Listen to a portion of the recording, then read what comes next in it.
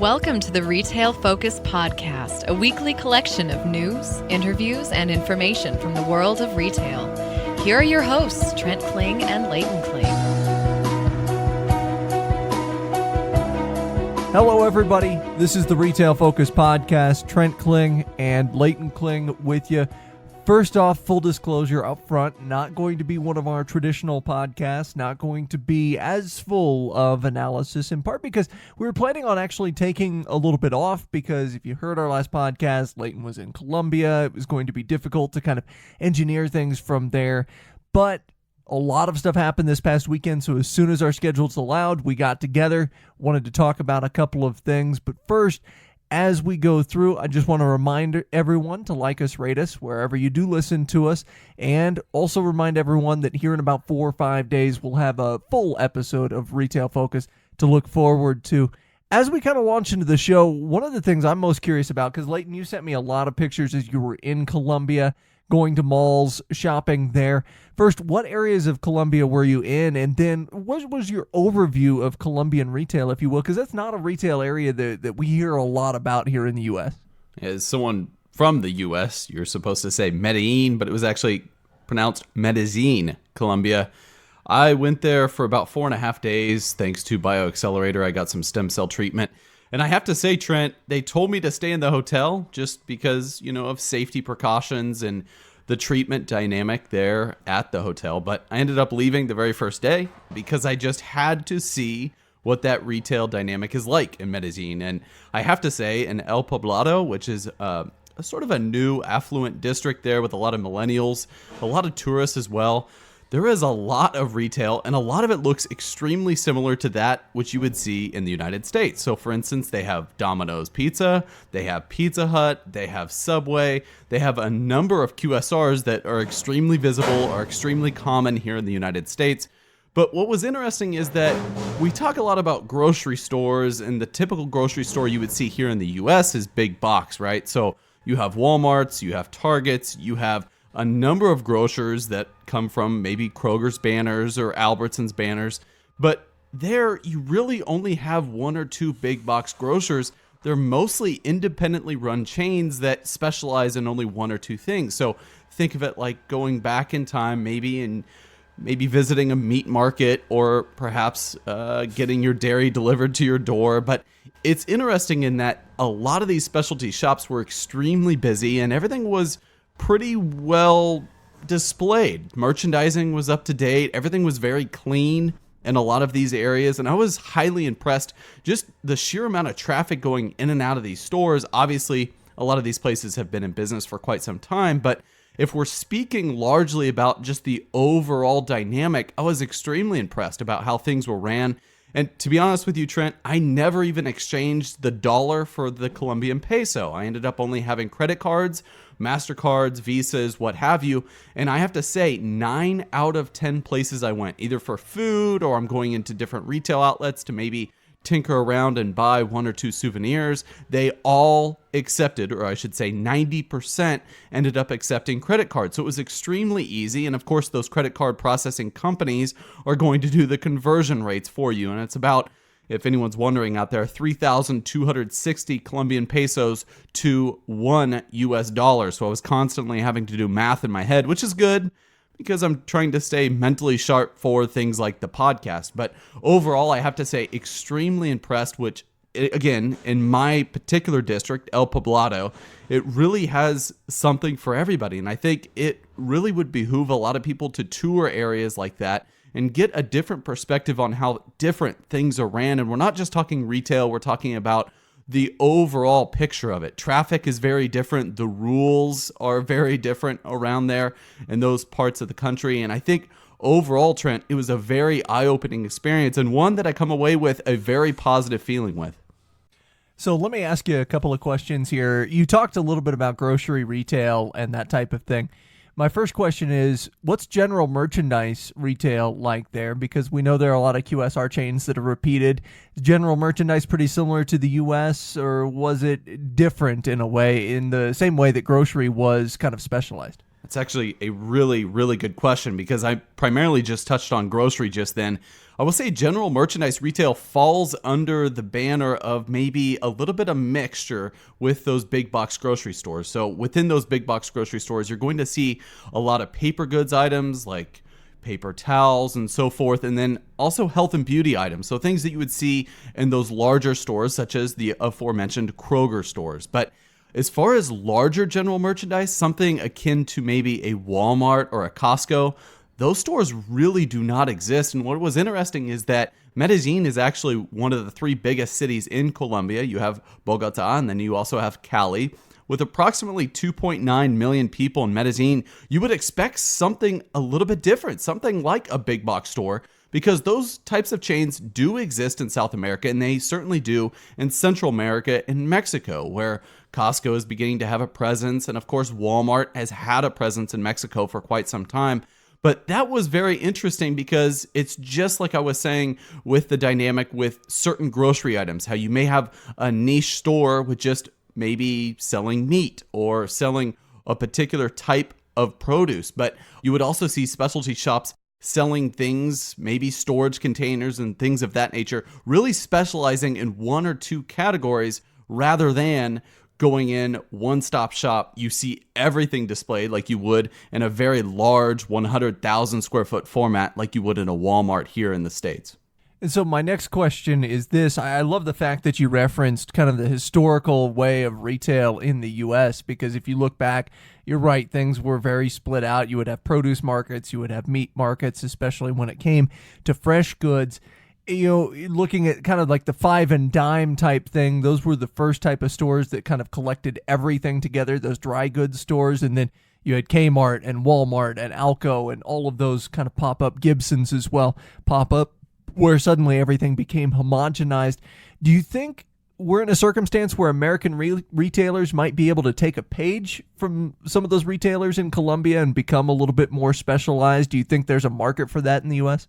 Yeah, the answer I'm going to give you is really taking sort of a different look at the infrastructure between the two countries. So obviously, Colombia has had a massive resurgence in the last 15, 20 years. It's been well documented. And it's interesting because before going there, Trent, I had to explain to a number of my friends and, of course, family members that it is, in fact, safe there. It is, in fact, safe to travel there and walk around freely because of all of the movies and TV shows that you see. Everything that you've seen in the news historically would really paint a very poor picture of the region. But I have to say it's exactly the opposite, at least, again, in my particular experience. But with that, with the history of that particular region comes sort of aging infrastructure where you may only have 1 or 2 lane streets. It's very hard to get by in high traffic times. So as it relates to retail in the U.S., I think the U.S. is always going to be just inherently different because of our highway systems, of our road networks, and of a lot of other things we have going on that really enables those big box stores to flourish. And so I think we could take a few pointers to your point, to your question of maybe Colombian retail in terms of maybe, again, having more niche stores. You're seeing that with eyeglass shops now coming up and really straying away from the e-commerce space. A lot of specialty shops are popping up, but by and large, I think the U.S. really doesn't have much more room to evolve, whereas Colombia, if they enhance their infrastructure long-term, they definitely could actually take a lot more pages, I believe, personally, out of the U.S. retail handbook. I think it would be a lot better suited for the newer, younger customer that they have, the resurgence of a lot of tourism in that particular region, because right now, as it stands, a lot of people don't know, unless you're highly familiar with that area, where to get certain items. So if you're moving there for the first time, there is definitely a learning curve. But I think in due time, especially after speaking with all of the locals there in Medellin, they were saying that a lot of people from America, or even any place in North America, particularly Canada, are actually flocking there because they like the conversion rate between the Colombian peso and the American dollar. And so a lot of people are actually retiring in that area because they can retire at a lot earlier age. But as a result, I think in due time, full service restaurants, quick service restaurants, and general merchandise retail, they will evolve. And I think they're really going to be tailored towards that end customer. I think it's extremely important for those local officials to realize that the population's only going to go up from here, and there's a lot of positivity around the region. It really behooves them to enhance that infrastructure, maybe get some better roads. They are working on enlarging a metro system that is really huge throughout the central part of the city. A lot of people ride it, and it's actually fairly new. It's very reliable. It's very nice. A lot of good remarks regarding the plans that they have in place. It's just whether or not they can actually put those in place, have it executed well, and then have the infrastructure surrounding those larger projects in order to facilitate better retail in the future. All right, so good insight. I appreciate you answering and humoring some of my questions there, but I think it's of interest to a lot of our listeners, certainly, who probably aren't planning on going to Colombia anytime soon, just kind of what the retail landscape looks like there. And a lot of times when we talk about the retail evolution in the U.S., we're talking about moving towards e-commerce, not necessarily things changing in brick and mortar. Changing gears somewhat, 88% of financially successful people read at least 30 minutes per day. They're hungry for knowledge. They continuously seek self-improvement and learning every chance they get. And our partner Blinkist gets you there faster than you can imagine. Now, if you're like me, this is something I've said before on the podcast, the list of books that people have recommended that I read or that I want to read, that's a never-ending list of books. I actually have piles of books next to my bed, always expecting to read those, and that pile is ever expanding. I don't have time to read them all. You probably don't either, but our sponsor Blinkist has solved your long list of must-reads once and for all. Blinkist is the only app that takes thousands of the best-selling nonfiction books and distills them down to their most impactful elements. So you can read or listen to them in just under 15 minutes, all from your phone. And with Blinkist, you will expand your knowledge and learn more in just those 15 minutes than you can in almost any other way. Plus, you can listen anywhere. I like to listen to Blinkist while I'm at work or driving, maybe to go work out. A lot of downtime in the car now that I live in California. And honestly, Trent, my mind is really wondering a lot of the time, and I think these types of books that they have in their profile extremely helpful in order to get your mind moving. The Blinkist library is massive, from timeless classics like Freakonomics to current Amazon bestsellers like Getting Things Done. And to be honest with you, Trent, my personal recommendation to check out is The 7 Habits of Highly Effective People.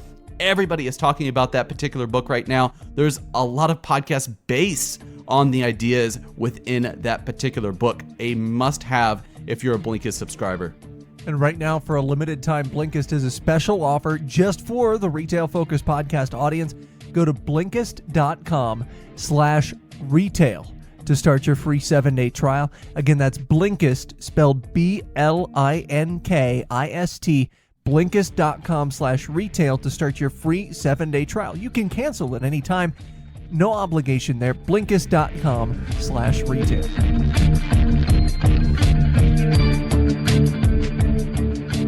Well, speaking of brick and mortar, the main reason we got together to do kind of a quick show today is hashtag Target Down or Tarmageddon or whatever you want to call it. Target had an absolutely awful weekend that might cost them dearly financially. And the most severe issues took place Saturday with a completely unassociated aftermath rippling through on Sunday. To our surprise, the outages that likely cost millions in sales had no appreciable impact on the share price when trading reconvened earlier this week. Shares just fell less than 1% in trading on Monday as Wall Street kind of tried to figure out what might be the longer-term impacts from this issue. So that brings us to what happened. Well, according to Target, an internal IT failure caused registers and self-checkouts to be unable to scan products. The failure also affected associates' mobile units and inventory systems, meaning that employees couldn't use those to ring up stranded customers either.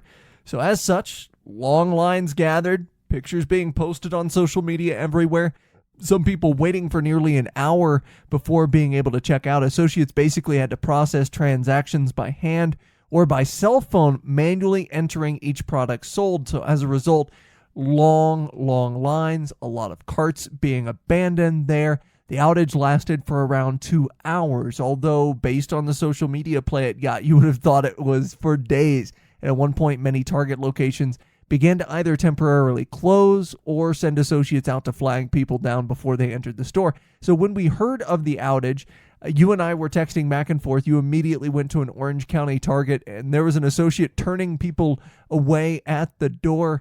And because of the duration of the outage and no quickly implemented backup plan, a lot of people abandoned their carts. So this forced Target to use employees to attempt to deal with what are called returns carts quickly. They're not always returns, just sometimes abandoned items, that type of thing, in an effort to mitigate potential spoilage on perishables. So Leighton, when you went to that Orange County Target, what did you see? Yeah, another interview question, Trent. I really appreciate it. No, but in all honesty, I really appreciate the fact that when something like this happens, neither one of us are that far away from a Target. So it was really easy for me to get in my car, go to a Target near where I live, or actually a little bit further from where I live. It's not the most convenient Target, but I was really curious to see how and where it was affecting the Target stores. It turns out it was pretty much everywhere in the United States, but this particular store was in Tustin, California. It's sort of a suburb of Irvine. It's in between Costa Mesa, Irvine, and maybe you can throw out Newport Beach there. But as soon as I drove up, you could see 3 different associates talking, almost consoling die-hard Target fans, telling them about the problems they were having with the point-of-sale systems inside the store. And to be honest with you, Trent, it looked as though it was all hands on deck as far as explaining to people what was going on and really apologizing, trying to make people feel a little bit better about maybe the future outcome and that maybe they could shop at the store later that day. But I went to another store in Anaheim just about 2.5 hours later on a very long bicycle trek, and I was very curious to see if another Target store was opened, and it was in fact opened. However, midway through me actually being inside the store, seeing how the general operations were, come to find out most, or at least half of the items, according to management there, were not ringing up appropriately. And so now we know it had maybe more to do with the payments that the customers were using versus the actual different UPCs throughout the different items in the store. Regardless, a massive headache for those coming into the store on this particular day, trying to expect a normal transaction. Not very good, especially, and not a good look once you're saying everything is fine, you can come into our stores now, and then, oh wait, it's not, you can only use cash to pay for your goods.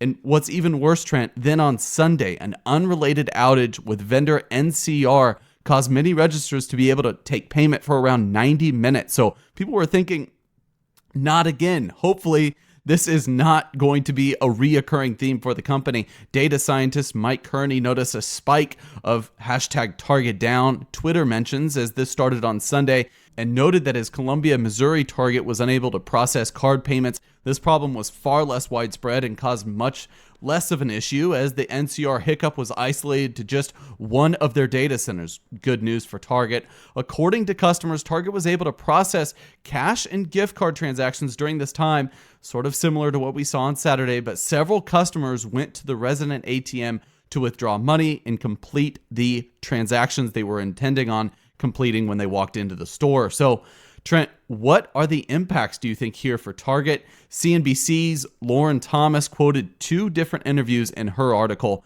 last week.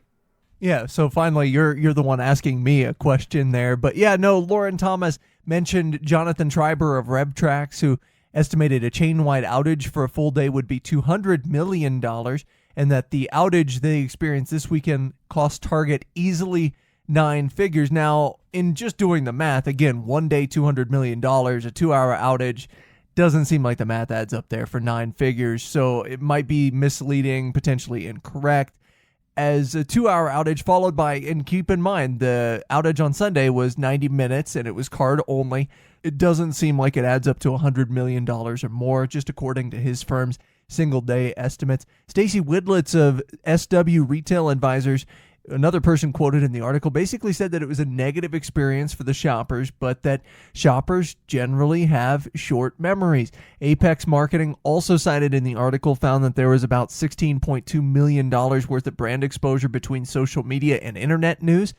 Of this, $8.9 million was estimated to be negative, $1.1 million positive, and $6.1 million neutral. Really, this means about $7.2 million in positive exposure, because honestly, if we're being clear here, there's no such thing as neutral exposure as a retail brand. Your name gets out there.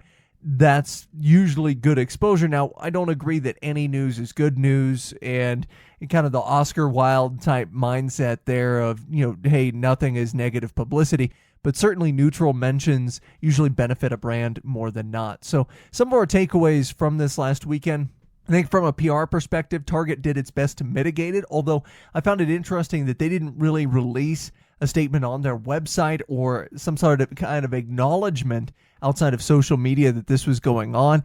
One thing Target did do, and it was certainly appreciated, it seemed like, by customers on social media, the Starbucks locations and the Targets were giving out free samples or free drinks. They were giving people water, almost like they were stranded on a desert island or something like that. But Target associates did a really good job, I think at least, of attempting to mitigate any potential negative PR. And so I think ultimately when you look at the response by Target on the PR front, they did some good things to control. They were kind of in crisis communication mode there. They did some good things to try and control the PR message. However, there was no backup plan outside of creating that positive PR, and I think that's worrisome if you have all of your registers across the country tied into one IT piece of infrastructure. That is a really dangerous circumstance. And I go back to my experience at, Kmart, and this was years ago. Even Kmart had a backup plan for if their systems were to fail. And granted, it wasn't something that we ever had to use, but at least employees were cognizant of that backup plan. Here, it just didn't seem like, other than manual transactions, Target had much. Of course, that financial cost, I would say probably in the neighborhood of $50 to $90 million that you'll see, maybe in terms of the top line revenue. Again, that's just a best guess on my part, but I think $50 to $90 million is what you're going to see as the potential financial cost. But remember, it's not like everyone abandoned their carts, and that's kind of the assumption that Treiber had made earlier when he came out in that CNBC article, is that they lost all the sales during that 2-hour period, and that wasn't the case. It was just that sales were much, much slower. Some people did persevere through that. And as Leighton mentioned, some people were turned away at the door. So obviously you're not getting any benefit from sales there, but it's not like they lost 100% of the sales during this point in time. One of the other things to think about, of course, also is product shrink. So anytime that you have a large amount of returns carts in a short period of time, this happens also on Black Friday. A lot of the busier shopping days during the holiday season, people are more likely to abandon their carts, especially if they just went on a so-called Target run for milk, for bread, that type of thing. You're going to have some shrink in relation to those perishables there. And then also staffing costs on those days, because a lot of times retailers, and what we learned, this is no different with Target, retailers asked employees to work a little bit longer, so you're not making as much money, and you're also paying employees for a few more hours. So that could also produce some long-term effects. Am I leaving anything out there?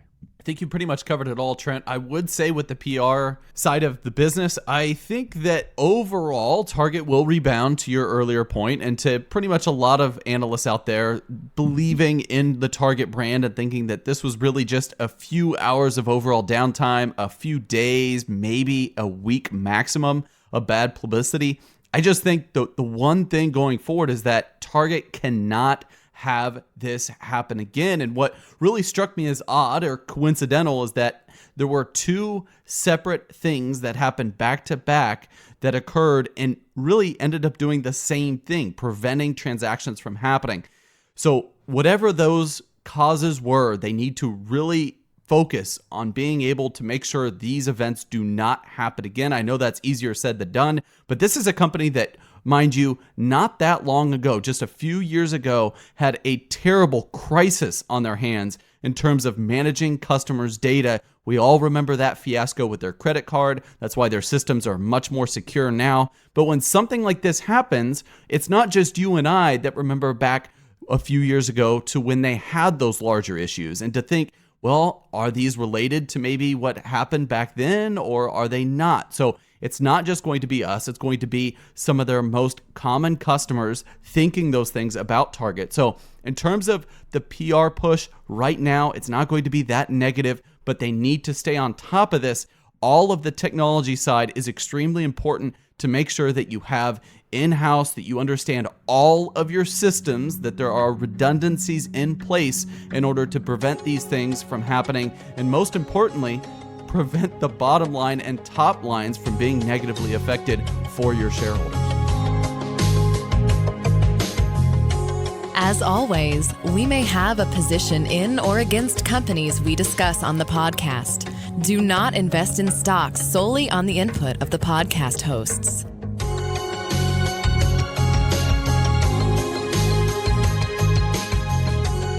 Well, to close out today's show, we're going to do an abbreviated looking ahead here. And in this case, we're going to look ahead to stories that we're going to cover on this week's larger podcast. I want to look ahead to a story that came out regarding Amazon this past weekend. Numbers were crunched by Retail Dive, among others, that showed that the percentage of sales by third-party sellers was a whopping 58% in 2018, meaning not a whole lot of first-party sales for Amazon. But what's more is these exact numbers that came back all the way out in April. It's caused some analysts to kind of rethink where Amazon sits in the marketplace and revise those numbers to a negative fashion. Not very often we see that surrounding Amazon. Leighton, what's the story you're looking ahead to? My looking ahead actually has to do with something I saw here recently with the grocery outlet IPO. And a lot of people may not be too familiar with grocery outlet. They're guess what, grocery outlet. They sell groceries in a big box format. And they compete with the likes of Kroger. So in the West Coast area, you're competing with Ralph's, with Albertsons, those kind of grocers that are very well known. So Grocery Outlet Holding Corporation ended up raising a ton of capital, more than they had anticipated. They raised around $378 million. And a lot of people were saying this was the above range IPO hit. So overall, the company executives should be extremely proud about this particular moment. And if you look at this supermarket trend, it's not going to be like the ones I just mentioned, although they are direct competitors. They sort of have a different profile. So, for instance, their price point is going to be a little bit less. Their value offering is going to be a little bit more. Their selection is going to be a little bit less. And so is their footprint. So while they have amassed normal sections like you would see coolers, freezers, that type of thing, a produce section, all of the normal sections you would see in your down the street supermarket, it's all just a little bit smaller, a little bit more compact. They don't have as many brands, so not as much differentiation. But it's interesting, Trent, because people really adore this type of concept, especially in the lower income areas of the United States. I think this type of concept really actually is rivaling that of Family Dollar, Dollar General, those dollar stores, 99-cent store that can actually offer the same type of groceries below maybe the $10 range. And so I think right now you're seeing the fact that this trading debut, how well it did, speaks to the idea that there is much more demand for this type of value offering within this supermarket arena. And I think right now, Trent, seeing the shares closed up around 30% to $28 a share this Thursday, that values the company at $2.44 billion. So for all of those looking at previous grocery valuations, particularly with Kroger, who has maybe a net of around 2 to 3% of revenue, you're seeing that maybe the grocery market really hasn't taken a backseat to more exciting retail, and there is more innovation to come in this particular area. And I think grocery outlet, if you're looking right now, Trent, those shares, yes, they're trading a little bit high according to several different multiples, but this is going to be a grocer that's supposedly going to put that money to work. They have over 300 stores. I'm curious to see what they do in terms of remodeling, expanding their footprint, perhaps doing other initiatives like we've seen with Kroger, where they enhance employee benefits and they enhance their sustainability measures in order to give a better public persona. And I think, Trent, this is really good, not only for the executive team, which are obviously celebrating that 30% pop this week, but